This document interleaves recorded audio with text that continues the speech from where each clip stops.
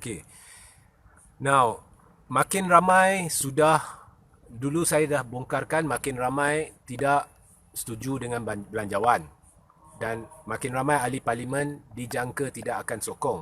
Tapi sama ada belanjawan itu akan lulus ke tidak, itu di luar jangkaan saya. Tapi makin ramai yang tidak sokong. Sebab belanjawan itu tidak masuk akal. Okay? Dan ternyata apa yang saya beritahu benar, Muhammad Sabu dan Amanah sudah sahkan tidak akan sokong belanjawan. Saya dah beritahu. Belanjawan ini kita nak junjung titah Yang di-Pertuan Agong untuk menyokong belanjawan demi rakyat.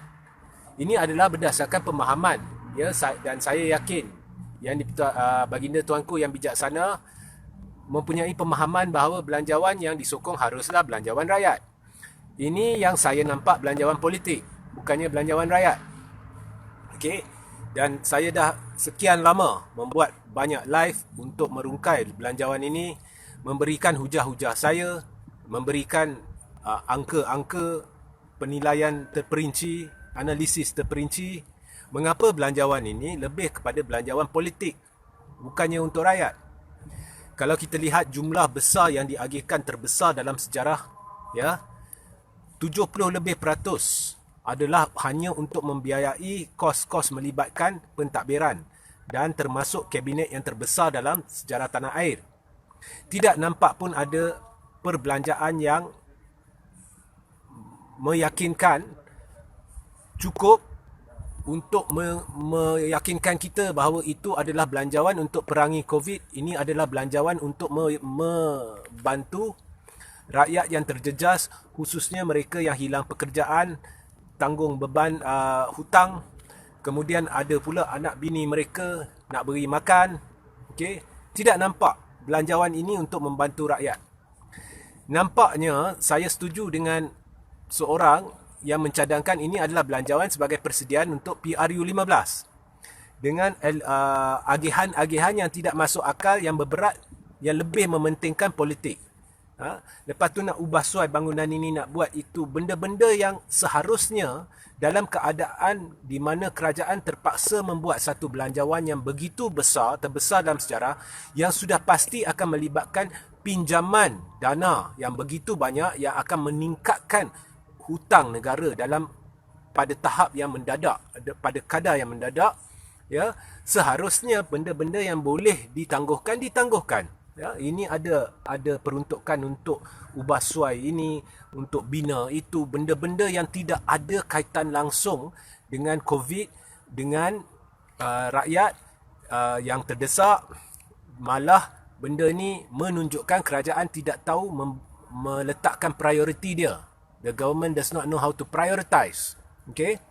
Dan sanggup meningkatkan beban hutang negara yang boleh menjadikan negara kita muflis. Ya? Tambah pula ada peruntukan 85.5 juta kepada jasa, tetapi jasa hanya satu perkara kecil sahaja. Tiba-tiba kalau esok government buang jasa pun, peruntukan jasa pun, dari A kepada Z, belanjawan itu tidak masuk akal dan tidak dijelaskan bagaimana kerajaan akan membayar balik atau bagaimana kerajaan akan mendapat sumber dana untuk menampung keperluan-keperluan seperti mana yang dicadangkan di dalam belanjawan. Okay? So, belanjawan ini disediakan dengan cara yang saya lihat tergesa-gesa. Mungkin, tidak mustahil. Mungkin Muhyiddin menjangkakan bahawa Yang di-Pertuan Agong akan setuju untuk darurat, maka tak perlulah ada perdebatan belanjawan. Mungkin, kita tidak tahu. So, belanjawan mungkin pada hemat Muhyiddin ni akan berlaku darurat, so dia belanjawan ini tidak dirancang dengan begitu teliti. Sebab belanjawan ini tidak mencerminkan belanjawan dari sebuah kerajaan yang tahu apa yang dilakukan.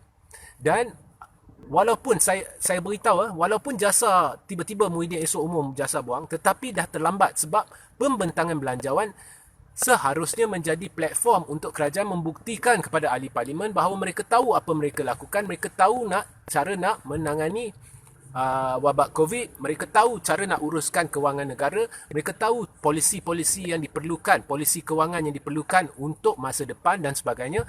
Kerajaan dalam pembentangan dah sebenarnya secara tidak langsung telah menunjukkan kepada ahli-ahli parlimen bahawa mereka tidak mampu melakukan semua ini.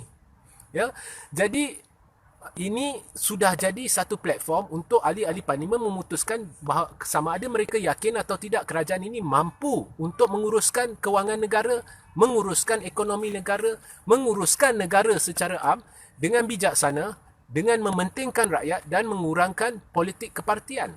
Jadi di situ kerajaan dah gagal. Tidak kira apa yang dilakukan selepas ini. Dan yang lebih memeranjatkan, kalau saya jadi Menteri Kewangan, saya jadi Tengku Zafrul, saya tahu saya tidak akan dapat mempertahankan belanjawan ini. Dan Menteri Kewangan dan Timbalan Menteri Kewangan hampir tidak hadir dalam banyak mesyuarat parlimen. Jadi apa? Boleh jadi Zafrul ni tahu benda ni tidak boleh dipertahankan. Seharusnya belanjawan ni yang begitu penting, yang seharusnya digunakan untuk membantu rakyat, untuk memerangi COVID, Menteri Kewangan perlu hadir tahun ini untuk mempertahankan belanjawan tersebut dan mendengar keluhan-keluhan dan hujah-hujah yang diketengahkan oleh ahli-ahli parlimen. Tidak, dia tidak hadir. Banyak sidang, banyak mesyuarat Dewan. Bersama juga Timbalan Menteri Kewangan sampai kena tegur dengan Timbalan Speaker Dewan. So, jadi saya sebenarnya, kalau saya dah beritahu berulang kali, kalau saya ahli parlimen, saya tidak akan sokong belanjawan ini. Dan ini sebenarnya adalah penting untuk rakyat. Bukan kata kita sokong belanjawan penting untuk rakyat. Kalau sesuatu tu buruk, mungkin kalau kita sokong, dia akan membawa lebih keburukan kepada rakyat. Jadi saya, demi kebaikan rakyat, saya akan tolak belanjawan ini, saya kalau jadi ahli parlimen, sebab saya hendak satu kerajaan yang bertanggungjawab, yang tahu merangka satu belanjawan yang berjiwa rakyat, yang boleh atau mampu memerangi wabak COVID. Satu kerajaan yang tahu menguruskan kewangan negara untuk datang dan menguruskan kewangan negara dan membentangkan belanjawan yang bersesuaian. Okey? Jadi itu sepintas lalu berkenaan dengan belanjawan.